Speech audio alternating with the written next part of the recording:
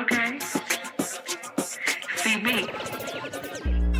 I've been gone too long, coming back too strong, and you better believe I got a brand new song. I take the best you know and put them on the show. I'm on a mission to support the dope, so get your hands up high, wave them in the sky. You gotta keep it locked, I'ma tell you why. The best in the game, remember the name. Ask me again, I'ma tell you the same. Support the dope. If you a real one. Support the dope. If you're a day one. Support the dope. Let's have some real fun. Support the dope. Hey.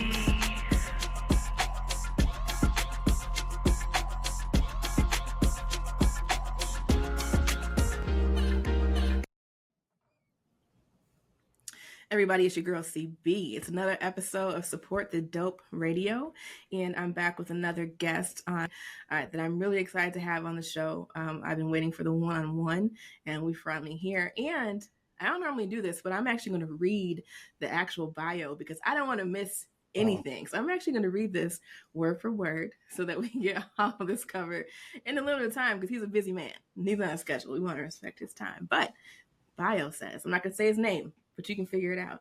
Bio says he's a music visionary, executive and leading producer of R&B, gospel, and hip-hop music. Grammy Award-winning body of work includes projects with global icons from Mary Mary, Kanye West, Yolanda Adams, Jennifer Hudson, Stevie Wonder, and MC Lyte. Prior to starting his entertainment company, My Block Inc., his business repertoire includes serving as Vice President of A&R for Elektra Records. He's the pastor of California Worship Center in San Fernando, California. He is the proud husband of Elektra Campbell for 22 years and father to their 3 children, Krista, Warryn III, and Zaya. So if you haven't figured it out yet, allow me to introduce to you Pastor, singer-songwriter, musician, mega producer. Warryn Campbell on the show, ladies and gentlemen, and I'm so excited to have you. Welcome, welcome, welcome. Thank Absolutely. You. Who wrote that bio? That's pretty cool. Right? They're going to get a raise. Whoever that is, we're going to give them a raise. When I find out who it is. Yeah, we can do that. We'll find out who that is. But that was a good bio. But thank you so much, Warryn. I'm so honored to have you on the show because you have done so many great things in music, from top to bottom. And the fact that you would take even just a few minutes of your time to come talk to us means a lot because I've been very dedicated to allowing people to share their stories and having the space to do so because a lot of times, especially people behind the music, right, not the actual artists, oftentimes don't get the credit, that's due, or even people sometimes don't even know their name, for years or if ever, at all. So I feel it's important on this season of Support the Dope Radio that we're focusing on the people that make some of these artists who they are and what we like about them and our favorite songs we be rocking out to. And we don't know that there was someone behind that made that happen. So definitely needed Warryn Campbell, baby Dub, on the show. Yes. Let's, I know we don't have, the time that we would need to talk about everything. So I'm like, my gosh, where do we want to start? Whatever you want to, let's do it. Whatever you want to do. Okay. Well, let's go back to the beginning because you have had, let me tell you, the primary reason I was really interested in having you or someone like you on the show is because your credits run from Death Row Records to My Block. And, if anybody knows anything about Death Row Records or My Block, that's quite a contrast, like day and night. Yeah. But you've done everything from those two to in between, and not everybody can say that they can do that. And not everybody is able to do that without being put into a box and saying, like, this is your category, this is your lane, this is where you stay, how dare you try to do something else, outside of that. I would have to imagine that it started early for you as far as to your ability to kind of appreciate music being music and not necessarily tied to a particular category or genre. My house. Yeah. Particularly my father, who didn't grow up in church. Mm-hmm. My mother did, but my father did. My father was a preacher. but he didn't start, coming to church or being around church till he was, maybe 20 years old or so. Mm-hmm. And by that time, he had a lot of different influences and music that he liked. And so, as his kids growing up, I didn't have the preacher father that said you can't listen to secular music. A lot of my friends, they couldn't listen to it. They had to sneak and all this kind of stuff. He didn't necessarily like the music that I like the NWA and all that kind of stuff. He wasn't really with all that, but anything else, he was like, man, it's really cool. It's really cool that you can listen to all kind of different music, jazz, and he introduced me to some of that stuff, And then when it came to hip hop, every once in a while he'll like throw on some Will Smith just to, because he didn't want me to listen to NWA, but I could listen to Will. Uh-huh. So that was his way of meeting in the middle. Yeah. So if I listened to NWA, I had to do it by myself somewhere. But it was because of that influence. My dad is the one who, introduced me to a lot of music. Yeah. Yeah, I heard you say on because I'm a fan of R&B Money podcast, like everybody else. Yeah. This Jay Valentine. This ain't that, but shout out to Tank and Jay Valentine because I am a fan. I think they know by now I'm a fan. And if y'all want to slide through, please, by all means, slide through, support the Dope Radio. But I did check out your interview on there, of course, and one of the things that you said, about your father is not confusing like your occupation, my salvation. With your salvation. Well, the way he said it was, don't let your occupation run all over your salvation. These standards, and one has to be more important than the other. Yeah. So I was like, okay, I get that. Okay. So for you, because I know that there's pretty much, you haven't met an instrument you don't like, is from what I understand. You play all kinds of instruments. And where does that start for you? I mean, outside of like the musical influences as far as to what you could and couldn't listen to in your house, where does your journey begin with instruments? So I started at 2 years old. I was the drummer at 2.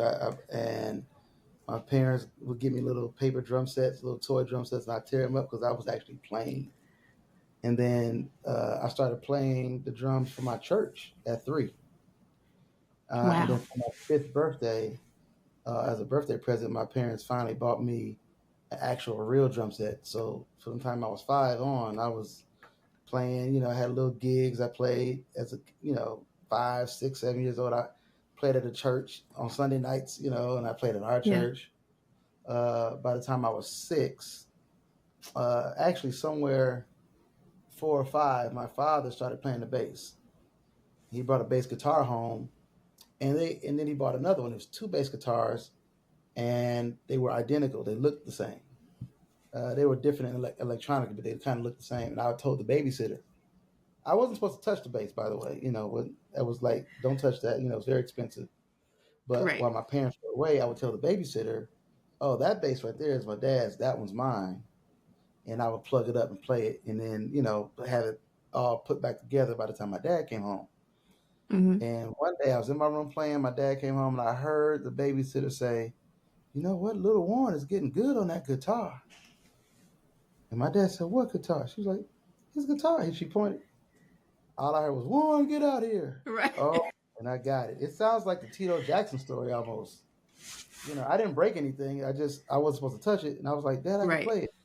So I plugged it in. He was like, play it. And I played. And my dad, he just started crying. He couldn't figure out how I learned how to play it. Wow. He didn't know when he would practice, I would sit there and watch him for like hours. So that from that, I realized that if I watched the mechanics happen in front of me physically, somebody physically play an instrument, I could mimic that. So you're physically watching like fingers, like his hands, and okay, that's how that works. And then I had this hypersensitive ear as a kid. I can hear anything, bass lines. Okay, I figured it out.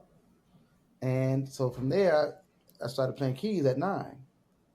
Once I started playing piano, my dad was like, yeah, you're going to play piano now. He took my drumsticks away, no more bass.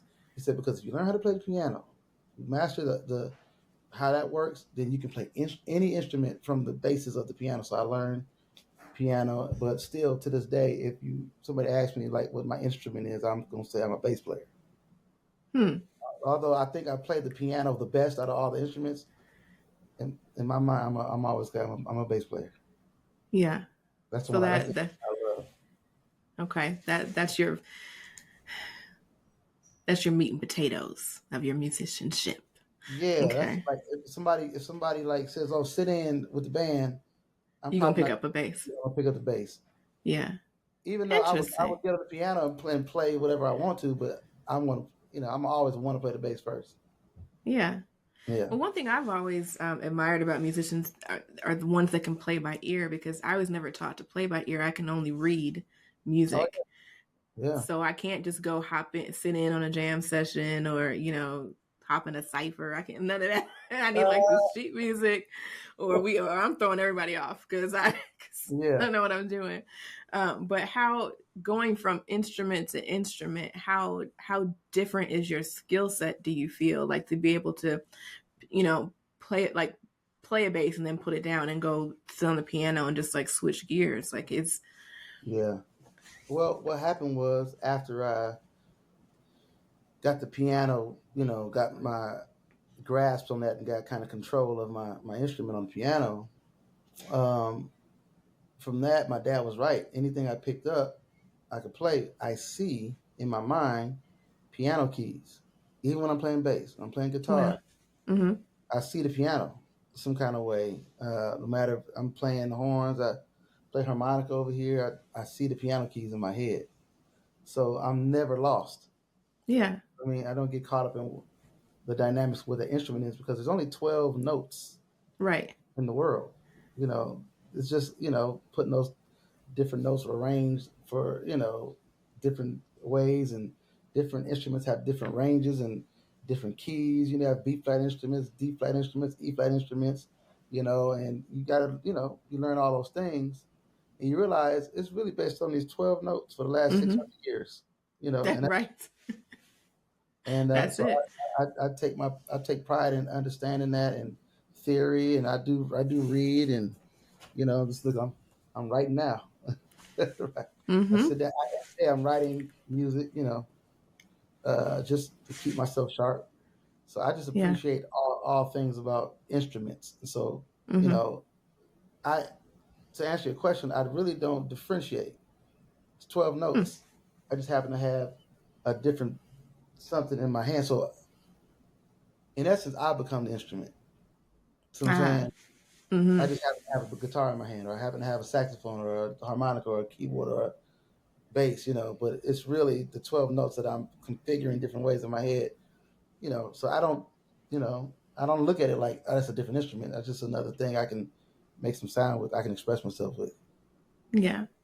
So let's talk about your approach to production. 'Cause I know you talked about, like Quincy Jones before, and his, being an actual producer and not just like a beat maker. And no knocks to beat makers. We need y'all to, but understanding what that process Definitely. is of being a producer from A to Z, or from start to finish. How, what is your approach when you are getting ready to, I guess, start a new song or a new project? What's your very foremost thoughts? Are you approaching it from, a melody that you already have in mind? Is it a vibe that you're looking for, or a specific genre? Like, what's your approach when you're starting a new production project?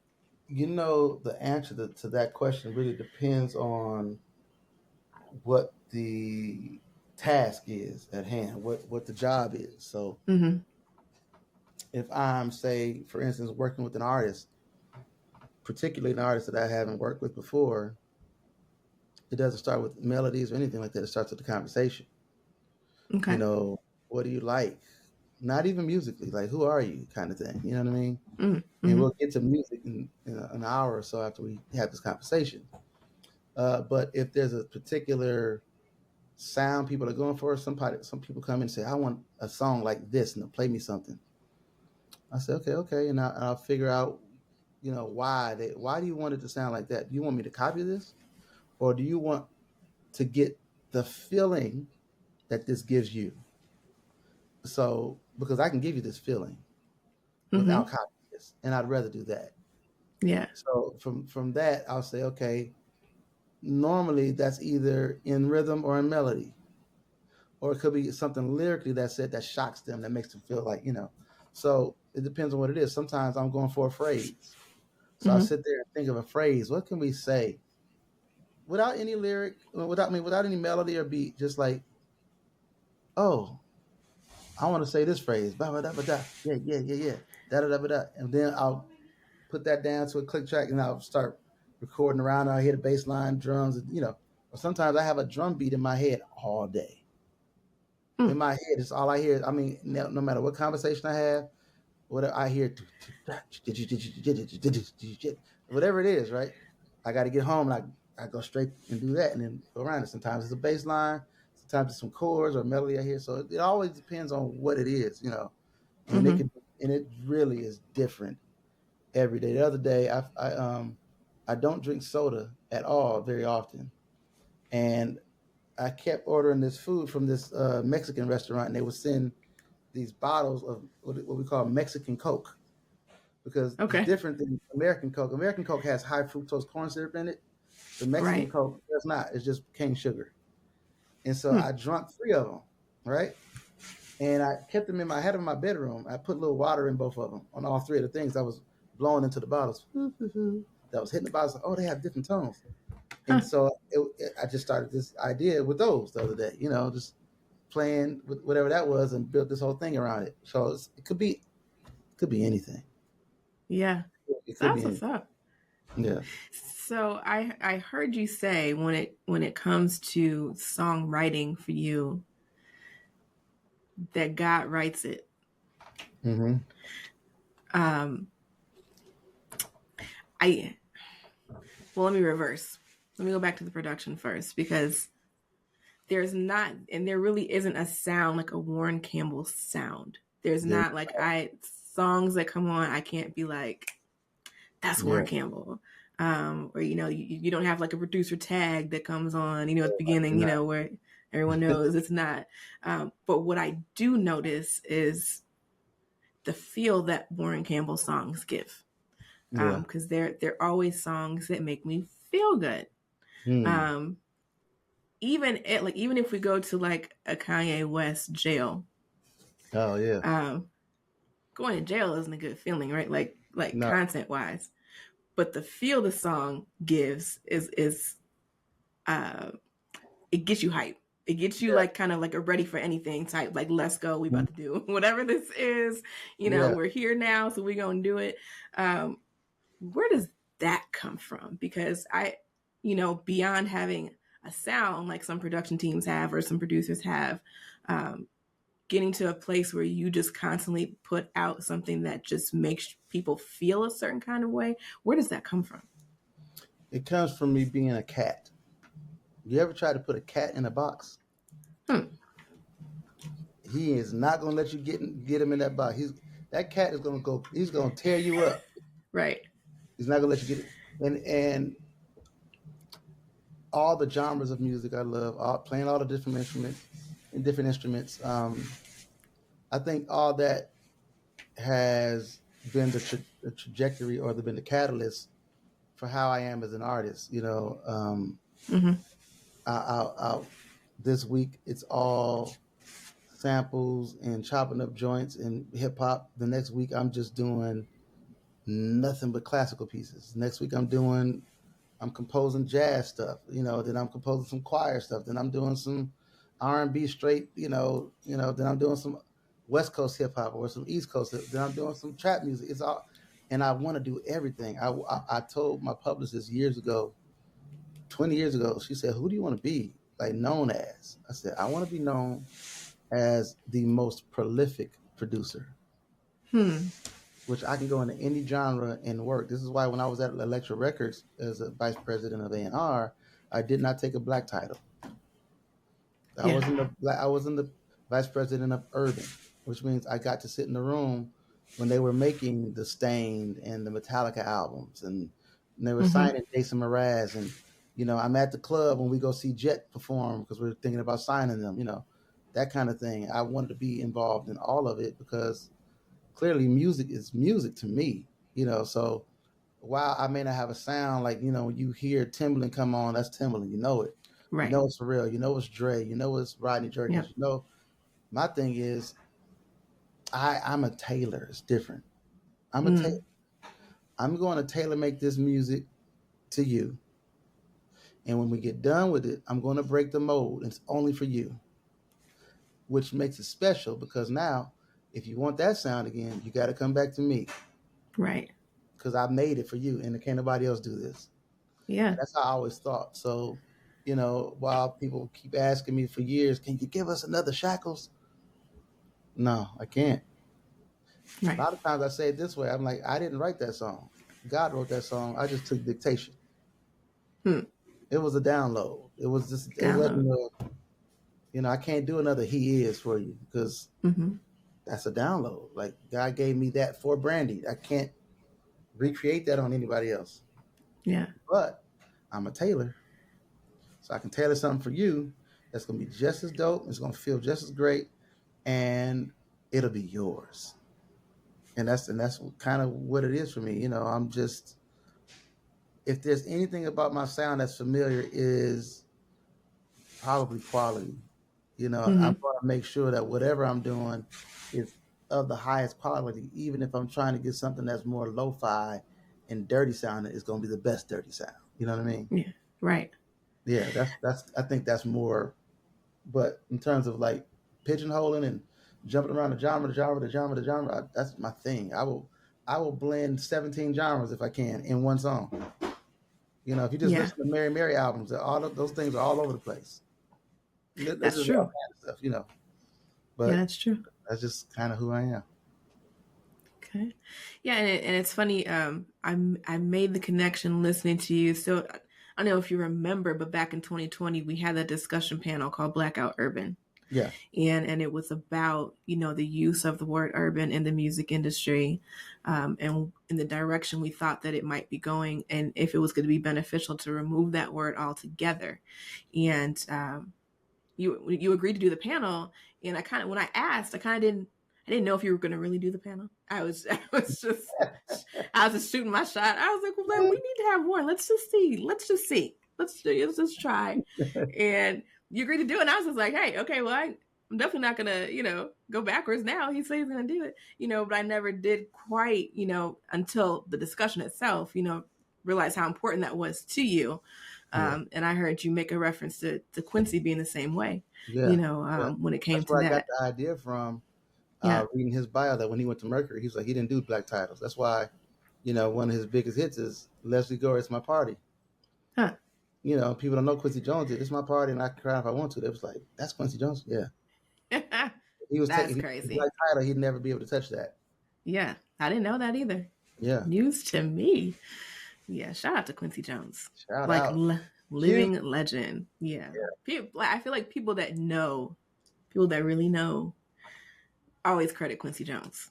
I always hear everyone credit Quincy Jones. In terms of producing, he is the consummate and I think one of the only real North Stars in production because of the genres, the quality, the commercial hits, and the versatility.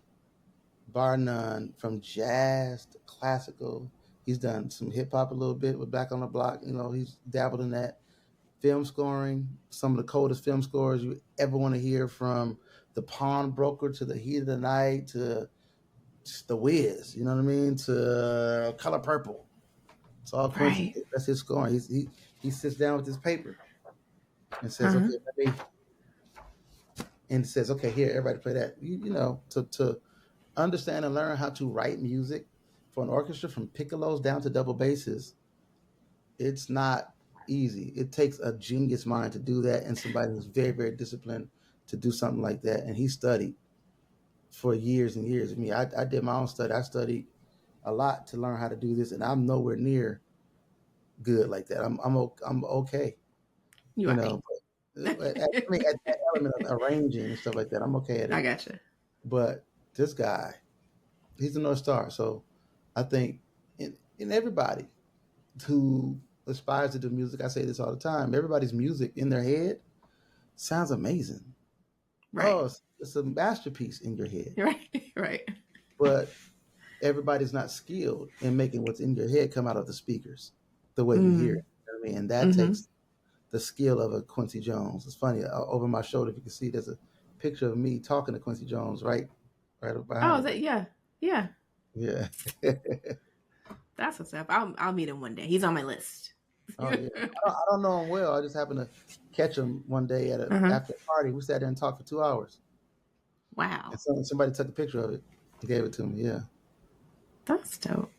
So how does someone like Warryn Campbell, who out of Watts, California, What's up?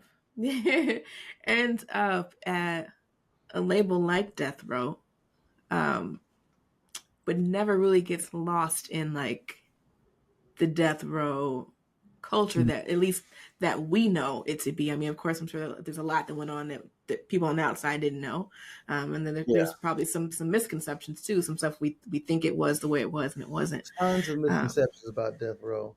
Well, first of all, I ended up at Death Row because my mentor, when I was 17, I met a guy. I had a friend of mine who I have a friend who I grew up with. His name was DJ Rogers Jr. His father was this big soul singer named DJ Rogers, singer. You know, he passed away a few years ago. And our families were really close. And so me and DJ grew up together. DJ was he still is this super charismatic guy who knows everybody. Everybody knows him. And we would hook up periodically. He'd be like, man, come to me to this thing. It's going to be so-and-so is going to be there. And then he would talk to everybody. I was very shy. I didn't talk to anybody. He said, man, my friend Warryn, he's the best piano player in the country. I'm 16, 17. I'm like, man, stop saying that. Right. One day he said, man, we were working on a song together. He's a singer and a songwriter. And he said, man, this is good, but I want to get DJ Quik to do the drums. I said, what do you mean DJ Quik? How you going to do that? He said, man, it's like my brother, man. We cool. I'm like, yeah, right, whatever. So next day we drive take this long trip out to the suburbs. And we knock on this guy's door, come to the door. It's DJ Quik. And I'm like, I can't believe, because at the time, I'm a huge Quik fan. You know, his music was like, gosh, you know, we had Dr. Dre, right, for all that time. And then when I discovered Quik, I was like, man, it's a whole nother level. You know what I mean? And so we met, hit it off, and Quik invited me to play keys on his album that he was working on at the time. It's called Safe and Sound. I played keys on a few of the songs, arranged some strings. You know, it was really cool. And he just started mentoring me. He was being managed at the time by Suge Knight. Okay. So we're going to move studios now. We're going to go up to the Death Row. Death Row has a new studio. We're going to go up there and set up shop there. So we got up there, and it was just like a musical Disneyland for a guy like me. You know, I thought I was going to see Dr. Dre. I never saw him. Dre was at his house working. He never came to the studio. One time he came in and poked his head in and said, what's up to everybody, and left. Other than that. That was it. But Snoop, Daz, Tupac, all those guys were there. I was a kid in the candy store. And, you know, there was a lot of misconceptions because you got a bunch of guys from the neighborhood. You know what I mean? We're all musicians and rappers, and some people ain't nothing. They just there hanging, you know?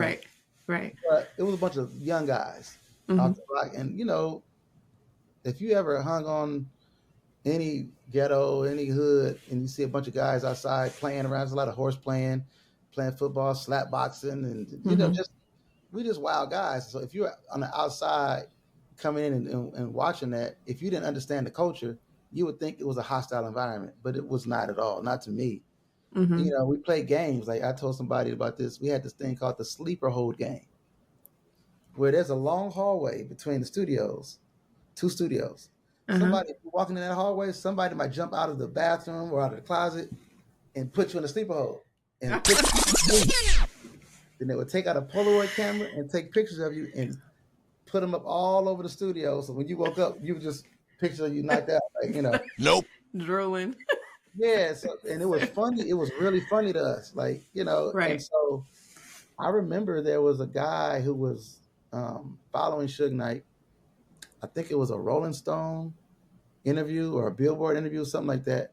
And he was, you know, this white guy. It was kind of just, you know, had a little thing and was recording stuff and like, oh yeah, he's doing an interview on me, this guy. But we, you know, we clown it. Everybody's playing. It's loud, you know, running back and forth. It's just, you know. And I remember reading that interview and them saying how violent the environment was and crazy. I was like, what? It's Like, we not talking about like the same that. place? Yeah, it's not like Suge, man, was probably one of the nicest cats I ever met and generous, super generous. Mm-hmm. I mean, I guess until you crossed him, you know, and then, of course, then y'all had some, but I never had a reason to cross him for what? Like, you know, I didn't have that. And most of the people that were there, it was no issue. We heard things. You know, I heard somebody. So he's not like the intimidating presence that like people typically try to, I guess, present him as being. No, he was, I think his persona got so big, it was bigger than him. So when he walked in the room, you know, one, he's has to duck to come in the doorway and come in sideways because he was so big, you know. So that right there is kind of like, man, but he soft spoken, kept, hey man, what's going on? He wasn't really like, he was just, listen, what you want to do? I want to help you. You want to do this? I got your back. You know, it was just that kind of cat. I mean, but I'm like, again, like, I guess when people would cross him and do certain things, you know, then you would get what you get. You know what I mean? He did what he had to do. Yeah, business. He protected his people, and you know, I'm sure there was a bunch of craziness going on that I wasn't aware of, but I was there every day for 3 years. Yeah. And didn't see much of anything. I mean, I would hear so-and-so got pistol whipped, but I wouldn't see it. You know, it'd be like a story that I heard, you know.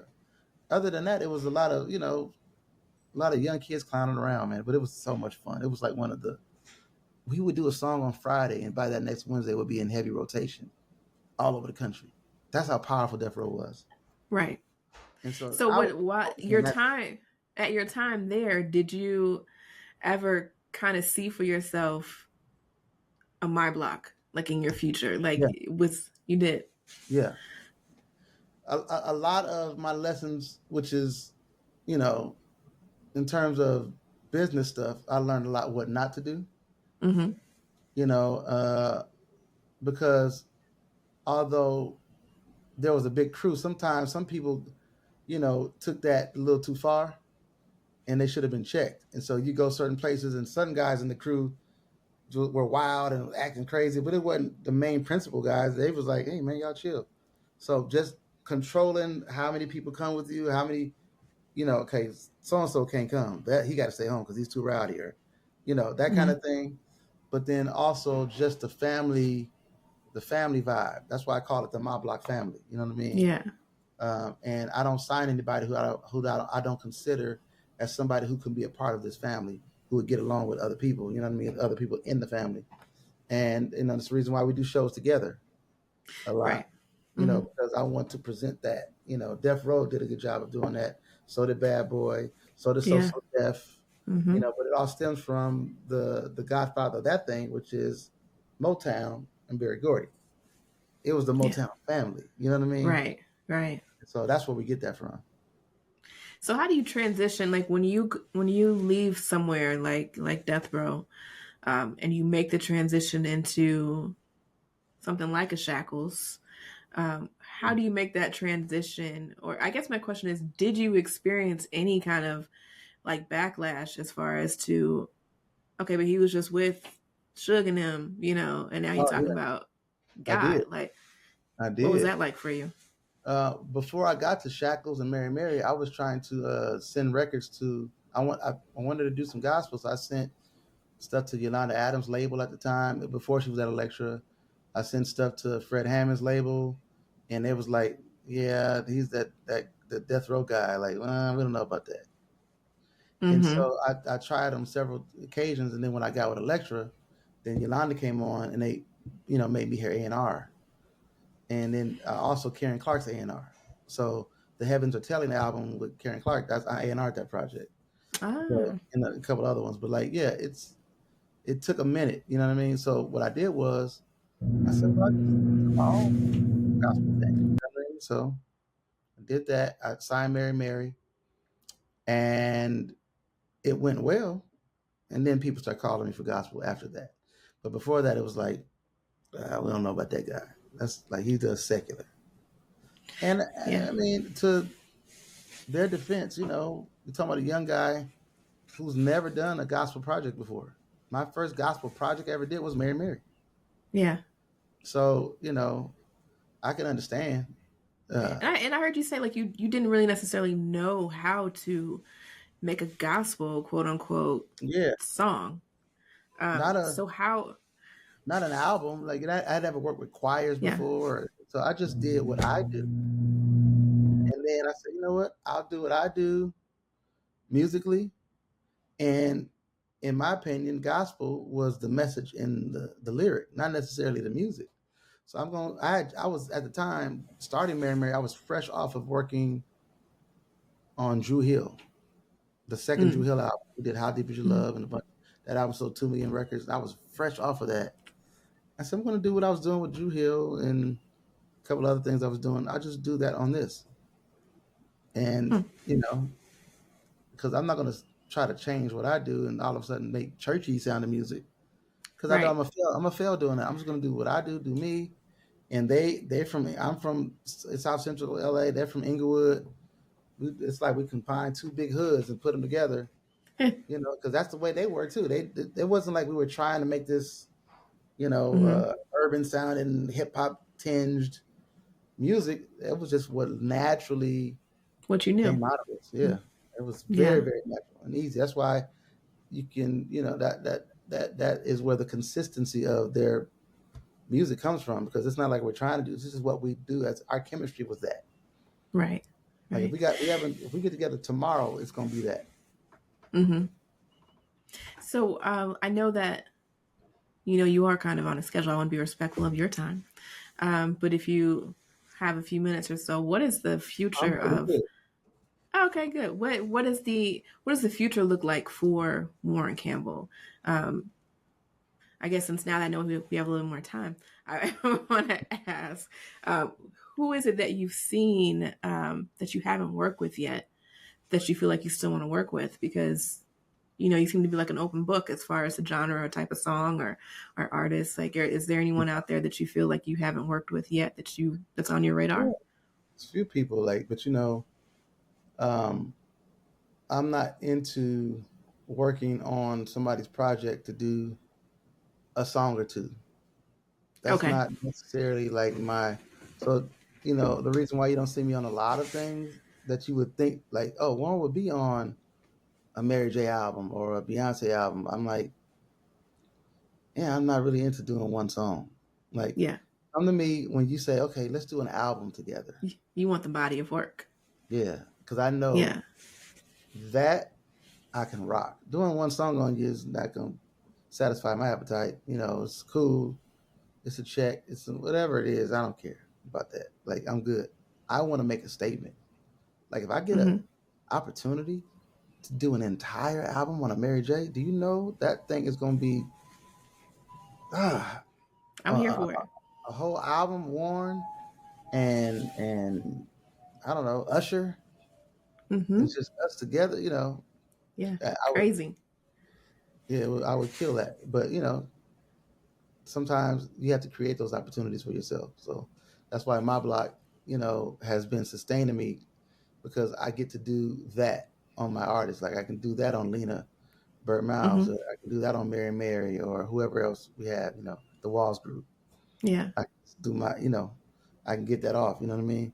Yeah. Uh, and I don't have to worry about working on so-and-so's album because I got my own stuff. You never heard Berry Gordy, talking about I'm gonna work on Aretha Franklin. She wasn't signed to him. Hmm. I gotta work. I You're gotta, right. I gotta worry about Diana Ross. Yeah. See what I'm saying? Yeah. So That's a yeah, good point. there are some artists out there that I may never work with, just for that Hmm. reason, because politics are Yeah. involved, and you just can't get in there you can't get them to sit down for 3 months and say, let's do this. Hmm. So I wish that was the case. But maybe one of these days, one of those artists will be like, "Hey, man, let's lock in." Let's do it. Yeah. Well, I'm gonna be an advocate. Okay, I'm gonna be out here talking to people. I want to this is who you need to work with. Okay, we need a whole album. We need to do another song or two. We need the whole thing. Man. What we do. Start putting the word out. But speaking of the Walls group, because they're crazy right now, going crazy. Even just on social media, they going crazy because the videos of just them, together, just the siblings sitting around singing, was going viral. What is it like having a group of them? Like each one of them is so incredibly talented, but so uniquely talented because while they sing together, as a unit, individually, they can each hold their own. Is that like a Disneyland for you? Yeah, that was the appeal for me. I've always loved the Walls group. When I first met them, I was like, I'm going to work with these kids. But they were signed to another label, and so I went to Kirk Franklin one day. I said, "Listen, I don't know what you got going on with these kids, but the moment you're not working with them anymore, I'm signing them. I'm telling you." And so he did allow me to work on their album, the last album that they had with him. It was called The Other Side. And so I produced that entire album, right? And so that right there, I was like, man, that experience was so crazy because not only do they hold their own, they're their own creatives. Like Aja is a crazy writer, Paco and Daryl. They just, and then Rhea is she's just a superstar on her own. Rhea walks in a room and you go like, okay, who's that? Who's that? She can have on sweats and a hoodie with a hat on. You're going to go like, oh, who's that? It's just, she has that energy. So it's not just about what I was bringing to the table. It's about what they were bringing. They had all these ideas. Daryl had all these songs and Paco had all these ideas and Aja, and I said, man, I got to work with them again. So when I found out they were no longer with Kirk's label, I can't even think of the name right now, but like For Your Soul. Yeah. RCA, he was with, I was like, yo, I hit him. I said, yo, can we do this? And they said, yeah. I said, the concept was, listen, you guys are 4 stars. You know what I'm saying? It's not like Michael Jackson and the Jackson 5. It's like I got 4 Michaels in this group. Right. So, 4 walls. That's what I want to do. I want to do 4 album covers.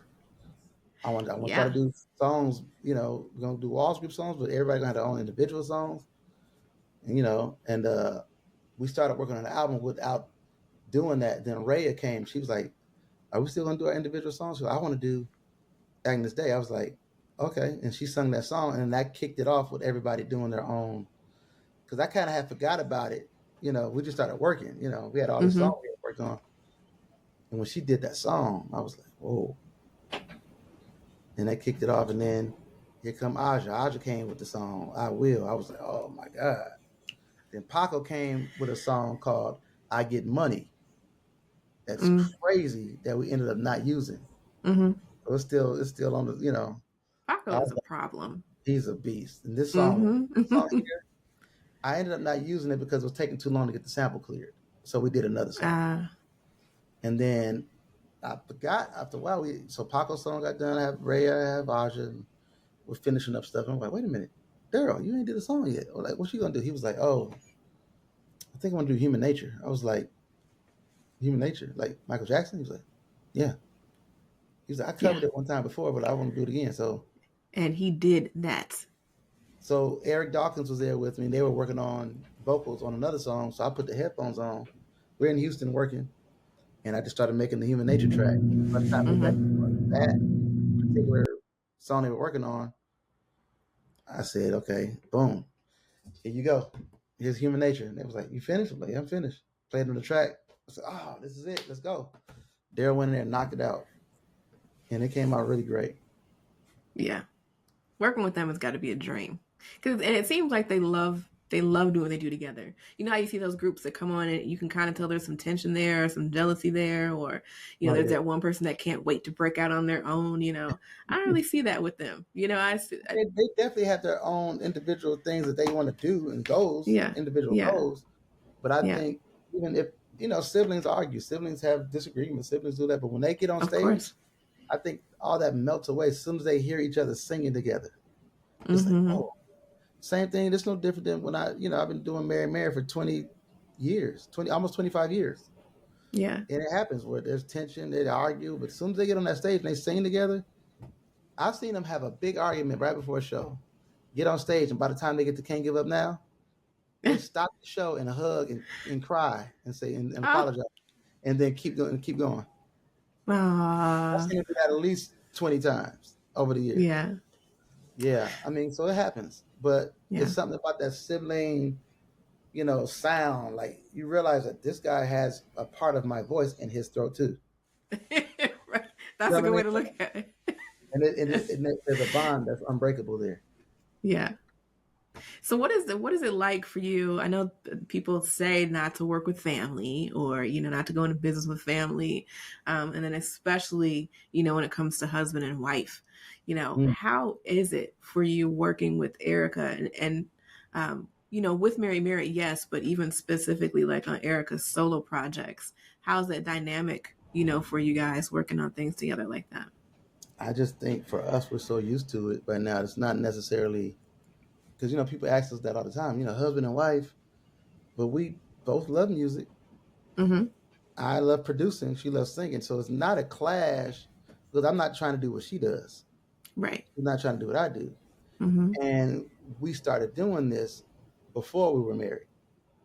Like Mary Success, Shackles. We weren't married then. We were dating, Mm-hmm. but Teddy and Tina were married, but we weren't. So Mm-hmm. we started doing that in 98, 99. The album comes out 2000. We didn't get married till 2001 in May. Uh-huh. So we were well Okay. on our way in our mode of operation and how we worked and how we functioned together. It was kind of seamless. Of course, there's bumps in the road because times that I have to be a little more tough on her, and then we got to go home. And now I gotta expect her to be nice as a wife, and she's still feeling stung by whatever I said at the studio. You know what I mean? You have that. Yeah, I mean, Um, I don't know if we're the exception or the rule. We may be an anomaly. I don't know, but for us, it just kind of I mean, maybe it's just the grace of God. It really works out for us yeah, it without worked. any Well, it stress. definitely Really. works. Yeah, well, that's good. Um, Mm. where do you feel like you, as a producer, individually, are heading towards, like future? Like, what are some things that you kind of have down your vision or your pipeline as far as to what you have coming up? Well, that word producer is expanding for me in terms of I'm starting to produce more content outside of the original wheelhouse of music and doing shows and award shows and producing TV shows, and I'll be doing movies. I'll be doing a lot of that kind of stuff coming Wow. up. Um, it started with our TV show, Hmm. producing those things that we realize, oh, I could produce TV and film as well. Is that coming back, by the way? Because I've heard a lot of people say, is there going to be another season? Where the Campbells, is there going to be another season of that? You know what? There may be. Okay. The kids been asking about it. We did We're the Campbells for them. They asked because we were done with Mary. We did 6 seasons of that show, Uh-huh. and the kids said, "Can we do another show? Can we do just a show with us?" And I said, "Nah, we're good." And they kept asking, and so my wife said, "Well, let's see if they want to do it." So I called a friend of mine, D'Angela Proctor, she was at TV One at the time. Pitched it to her over the phone. She bought it over the phone. And Wow. shout out to D'Angela Proctor. She's an amazing person who just had her directorial debut. She directed the Keisha Cole biopic for Lifetime. Hmm. But yeah, she's the one that greenlit that, and we were in production like maybe 3 weeks later. Yeah. And so we're thinking about it again because it's been quite some time now. My oldest daughter, she's in Atlanta in college, and so there's a lot Mm-hmm. more dynamics. They're older now, and that's just a Right. lot different now. So Yeah. I think it'll be a good time to come back and do another season. Yeah. Well, I need another cameo. So let me know and got it. You Y'all got in it. Atlanta. As I'll long be as in the it ain't, as background. long as it ain't stormy. Right. Yeah, because when the camera popped up at PJ's concert, for Joy, and it was funny. So I was sitting there talking to PJ and Joy, and all of a sudden this camera appears, this video camera appears, and I was like, I don't think, because PJ wasn't traveling with the videographer, he was only traveling with the photographer. So in my head, I Oh was yeah. just like, PJ increased his budget, like what's this guy getting this video? And so I didn't know what it's for. So slowly I just started backing out of the shot, like Homer in that GIF back into bushes. I'm like, say less. I'm just gonna back out of this shot real quick. But that was my cameo, and it was funny because I watched the show. Every episode is one of my favorite shows. I love the Campbells. Everybody knows I love the Campbells. And but that particular night it aired, I was getting off a plane, and I had you had your phone on airplane mode. When you turn it on, you get all your notifications start popping up, and I had a bunch of notifications from one of my cousins. Like, is that you on TV? That's you on TV. Is that you? So I was like, Oh yeah. I don't know. What are you talking? What are you talking about? I wasn't supposed to be on TV. And so then finally, I was just like, I was trying to think of where I could have been. Like recently, where there would have been like some cameras or something. I'm not really backstage at anybody's concert, but PJ. So I was just like, is that a PJ concert by chance? And she was just like, yeah. And I started putting two and two together, and I was like, you're watching Where the Campbells. So I made sure I went home and saved that on the DVR. But yeah, the Campbells as a family, you guys kind of really set a good example of what the family unit could operate as, because we see a lot of dysfunction on TV, right? We have a lot of examples of, what broken families look like, or what, arguments look like, or what, hating your siblings or your parents or whatever looks like. We don't really have too many examples of good, healthy, family, relationships. And, so that's what I really appreciated about the show. I love it because it's like God put me with the perfect person in terms of my wife, because I come from a very, very strong family unit. I mean, I have 63 first cousins just on my mother's side. Oh my gosh. Yeah, we're strong. Yeah. We're tight. Like about 16 of us, we function as brothers and sisters. You know what I mean? Like we've all lived together at some point. Like we are very tight. I'm the youngest boy, second youngest boy, but in that clique, I'm the youngest boy because the one that I have a cousin younger than me, but he lives in another state, so we didn't grow up together. But as far as all of us that grew up together, I'm the youngest. Okay. And they cover me. I'm like, the mascot. You know what I mean? They support everything I do. Like the reason why you even know who I am a lot of times is because one of my cousins. Like I got my cousin Joyce who was managing me, and she got me my publishing deal, and she was producing a lot of videos for like Hype Williams back in the day and Billy Woodruff, and she was in the mix. And then I have another older cousin who works with a lot. He's a manager and a A&R guy, and kind of like a Boston music. His name is Breon Prescott, and these are my older cousins that were doing this before I was. And so that, and then my wife's family is super strong. Yeah, I mean, a lot of them. So you put all this together, it's just kind of like, man, it just like a big conglomerate. One big family. I'm trying to make sure that we were all kind of one thing. Even at our wedding, at most weddings, you would see, when you go and sit, or you're here for the bride or the groom, and you'll sit on the bride. We had family and friends. So all our family sat on one side, and then all our friends on the other. We would do picnics and stuff at 4th of July. We brought the family together. We'll do movie nights with all the family. We did stuff like that a lot, preparing before we got married. And so I think now, 22 years married now, but the family is just really strong, and it's good for our kids to see, because they see this is what family is supposed to look like, at least from our vantage point. And it works for us. Yeah, it really does. I will have to say I did finally have a chance to meet Erica. I met Erica and Gugu at Tiffany's wedding, Tiffany Freeman. Which Oh, yeah.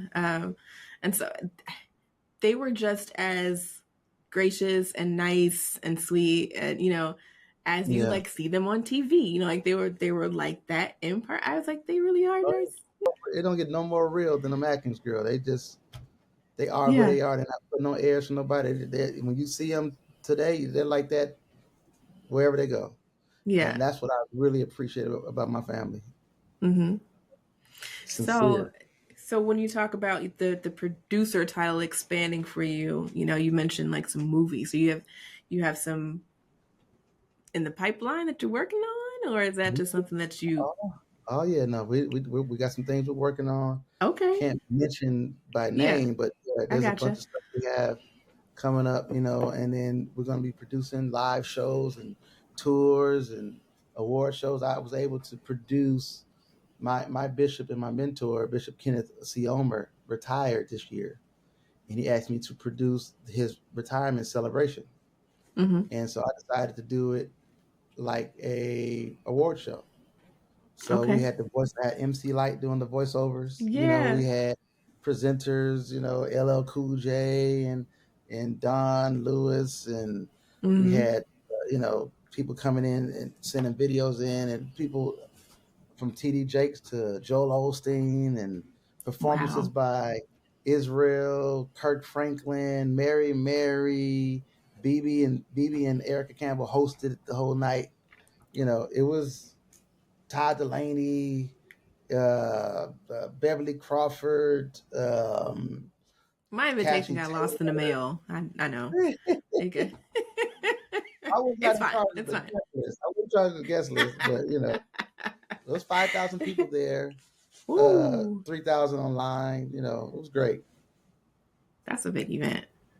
Yeah, shout out to Todd. I actually grew up in a church with Todd Delaney. Get out of Um, here, in Chicago. yeah, yep, yeah. We grew Wow, up in Broadview Missionary Baptist Church in Broadview, Illinois. That's where we went. Our oh, pastor that's was cool. Pastor C.W. Hobson. We But done. yes, yeah, so good. So, what else can we look for music wise coming from you or anybody that you're Well, working with? September. This September. I September. don't know when this is going to air, but September, the 16th, I believe. Yeah, September 16th. There's an Mm-hmm. Erica Campbell album coming out, Mm-hmm. and I'm really hyped about this. Let me see. I got to look at my calendar to make sure I'm saying the right. Yeah. This Yeah, will September. probably air August 4th. So it'll probably be ahead of that. So Wait, September 15th. I'm sorry, the 15th. hmm okay. So So we September got we put that on the calendar. It's Erica's new September album. The 15th. album's called "I Love You" and features PJ Morton Yes. Come and on, PJ. D Smoke, Richard Smallwood, singers, Stevie Wonder. Hmm. Uh, is there anybody else I'm forgetting? I believe that's it. Yeah, but that's a great album. She Yeah. she she nailed this album to the floor. It's crazy. So yeah, look for that. Then also, we just signed from Chicago, 19-year-old Carson Barnes. Yeah. I saw We're that. working on him now. He's phenomenal. Yeah. I don't know, man. God has really, you know, favored me in just finding these artists. These guys are aliens. The Walls groups, they're aliens. Eric Campbell is an Mm-hmm. alien. Burt Miles is an alien. They're Yeah. not. I don't know where people are from. This guy Carson is just. I couldn't be prouder of our group of artists, man. They're just this class, and I do know artists don't stay with the same label forever, but right now the Mm-hmm. class of artists that we have right now, I don't know what's gonna happen with the next class, but this class, They coming. crazy. They Yeah. coming. They coming strong. We looking for it. Cali Worship. Um, Yeah. I know you said you weren't Cali. gonna. Yeah, you weren't gonna be at the Grammys this year because you were gonna be preaching at church. Yeah. I said, man, listen, I just, you know, it's the first time that that's happened. That I didn't really care to be at the Grammys because I felt my assignment was a lot, more times than not, I would shuffle things around. Mm-hmm. I would bring in somebody else, but I was in a series at that moment, and I was, teaching something that at my church that I thought was just important for me to continue. And I realized, man, God didn't call me to win Grammys. Call me to win souls. Yeah. And so whether or not we win a Grammy or a Stellar Award or an American Music Award or whatever it is, that ain't what I'm here for. And it's Mm-hmm. nice. Don't get me wrong, I love it. I mean, we've got several Grammys, but Yeah. Say, how many do you have now? What, 27? uh, no. We just won one last year for Jail. We won for that song. That's the Uh-huh. last one we won. That was last 2022. Yeah. Yeah, but yeah, I love it. But at the same time, it's what I do. It ain't who I am. Who I am first is a believer, Mm-hmm. and I have to get myself and do what God told me to do. That's what it is. So it wasn't that I didn't care to go to the Grammys. I wanted to be there. My wife was nominated. Well, as long with me. Mm-hmm. But it was one of them things where no, I have to be here today. I got to be at church. Yeah. I feel good about that. Yeah. Speaking of like your call, like your call to people, I have to ask, because I'm from Chicago, I gotta ask you about your relationship with Kanye and Oh, working with him on Donda, because he's taken a lot of heat. I mean, some people would say rightfully so, because he out here, he says what he wants. Um, yeah, uh, he does. what kind of what kind of responsibility do you think you have, or do you feel like you have any responsibility as far as to being a line of support for Kanye? My responsibility with any relationship I have is to be a friend. Mm, A lot of times in the kingdom, we get our roles mixed up. yeah. We want to judge. It's not our Mm-hmm. role. God's the judge. Even the Bible calls him the only one true judge. Mm-hmm. Then we want to convict people. Right. Nope, that's the Holy Spirit's job. That's not our job. Mm-hmm. Our job is to be fruit inspectors. We should know them by their fruit. Know those that labor among you. And once you know that, no matter what that fruit bears, our job is to what? Love them. That's it. That's it. That's all we got. Now, only way love works is in tandem with truth. Can't love me and not tell me the truth. You can't tell me the truth without love. Because to tell Yeah. me that you love me with no truth, what you're actually doing is compromising me. But if you're just giving me truth with no love, that's condemnation. Mm-hmm. You gotta have both. So with Kanye, if there's a moment where I have to speak the truth to him, I have no problem doing it, but I'm gonna do it and he'll accept it, I believe, because he knows I got love for Kanye. I love that dude. I don't think he has any. I don't think he would deny that. I mean, there's no evidence of anything other than me showing him love and being there to support him in whatever way he needs. Musically, he might call me. He's been in my church. Yeah. Uh, and just being there for him as a human being. First. Yeah. A lot of times in the kingdom, we do weird stuff with people like him, stuff that Uh-huh. Jesus wouldn't do. Yeah. Jesus was not mean spirited. Mm-hmm. He loved people. He got criticized for eating with people who were sinners. Who were like, he's eating with tax collectors and sinners. Like, he's just eating. Like, that's what we're supposed to do. Yeah. We're supposed to hang with these guys. How do you think we're gonna rub off on them? Right. That's right. That's it. So, but yeah, he's a big influence on me because I can use some of his outspokenness at times. You know Mm-hmm. what I mean? I can use some of that. Yeah. And I'm sure he can use some of my decorum, but he's a genius. The guy knows what he's doing at all times. Even when it seems like he's being outspoken and And doing he crazy, knows what he wants. he knows what he You know. wants. There's Yeah. always a little plan he has going on in his mind. So I just, he's the dude. I've worked with a lot of people. He's a genius. Yeah. in every sense of the word. Yeah. Yeah. I went to, got a last minute call when they were at Mercedes Benz here in Atlanta to do the Donda listening, thing. Oh yeah, And, I was there. oh, you see, I keep running into you Campbells. See what I mean? But yeah, I got the call like the day before, and like it was kind of real cryptic, message. Show up at such and such at such time, and and I was kind of like, okay, I don't know what I'm gonna go do, but really it was they were looking for dancers or like extras, really like to take part in his performance. But he was very particular, even though we were wearing like black sweats, black masks. Yeah.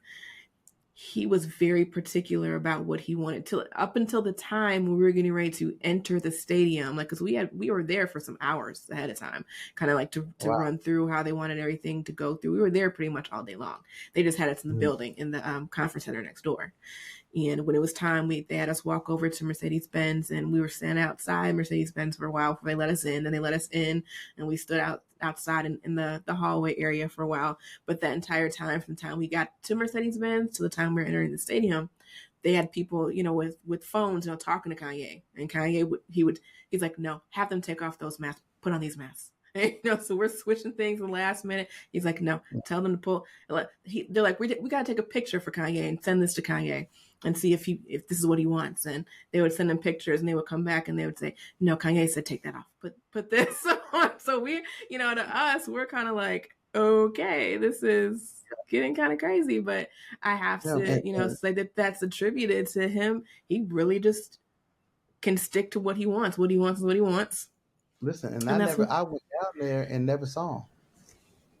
I was there. I was in one of the suites, in one of the boxes in the suites, watching the show and everything, because I went down to the bottom of where he was, and somebody stopped me. Like, hey, man, he's in a mood right now, and you don't have on black. I was like, I don't have on what? You don't have on black. I'm like, why would I have on black? You need to know we're all supposed to wear black. I'm like, no, I didn't. I just came down to I just flew down here. Me and Charles Jenkins flew down there, and I said, well, I'll catch him after the show. I don't want to mess his mood up. So I went and watched the whole thing, but then I ended up leaving. I left maybe like the last song he was doing, and I got on the plane, went back home. Yeah, that was it. But it was amazing. That was a crazy night. It was. Yeah, it was nuts. That he could fill that whole arena up was crazy. Right, and it's on such short notice, too. Yeah. Because from what I understand, a lot of people didn't know about it until, a couple of days before, at the most. These people came out for that. They showed up for that. But yeah, so moving on. I've had you for quite some time. I don't want to hold you for too much longer. But because my intention with Support the Dope Radio really is to give a platform, for you guys to be able to share your own stories and in your own words. Is there anything that you feel like you want to get off your chest or share or say to inspire or want people to kind of remember you as? Like, the floor is yours, pretty much, is where I'm going with this. Well, one, thank you for having me. Absolutely. Wouldn't have it any other way. I always, am honored when somebody asks to hear my story. Somebody asked me the other day, I don't know who it was. I was somewhere, and they was like, man, do you know who you are? Mm-hmm. And the way they asked me the question made me feel like maybe I don't. Yeah. You've done this and you've done. And I think there is a big disparity between who we are and what we do.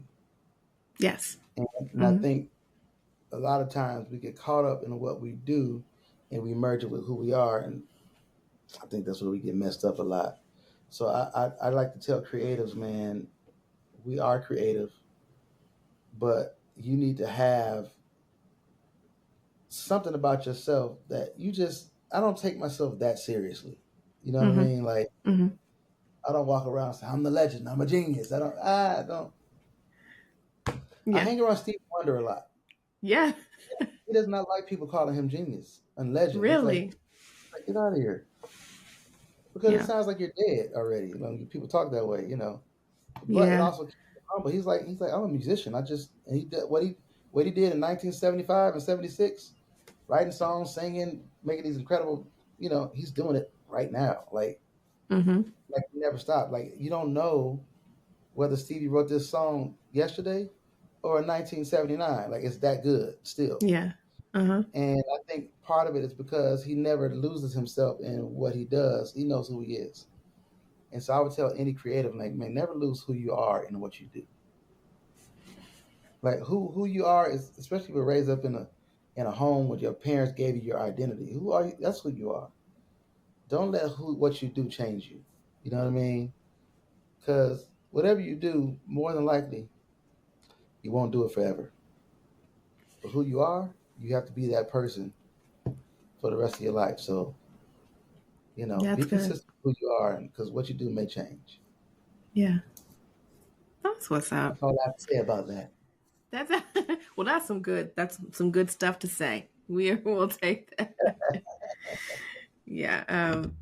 But if there's anything that I could offer you, Warren, that would be that we appreciate you, and all that you have done in its fullest of capacity, from Death Row to My Block, from Donda, to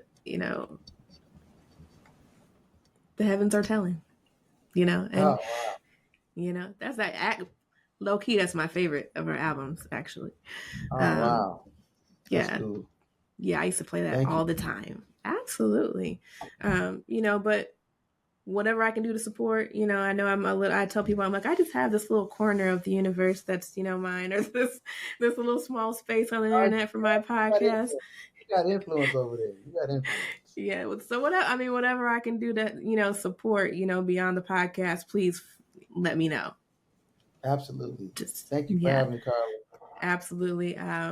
I will definitely let you know when this is going to air. It'll probably be August. But Okay. for those who want to follow you on social media, tell them where they can follow you at. Anywhere you can spell my name is Warryn Campbell, Campbell, Warryn Campbell, on all the social media platforms. Absolutely. Make sure you guys do that. Make sure you stay tuned to Support the Dope Radio. You can find us online at supportthedoperadio.com. Learn a little bit more about the podcast, find out who's upcoming next, things that you missed, sign up for the email list so you can stay in tune with what's going on, and other ways that you can stream the podcast, because we're pretty much anywhere at this point where you listen to podcasts. You can find Support the Dope Radio. And hopefully that's going to expand, over some time too. So make sure you stay tuned with us. Keep it locked. We'll be back with another episode, another great, talented music maker, creator, enhancer, all those things that are supporting the dope. So make sure you guys keep it locked. Once again, this is season 6, episode 2, with none other than Mr. Warryn Campbell. Peace. Peace.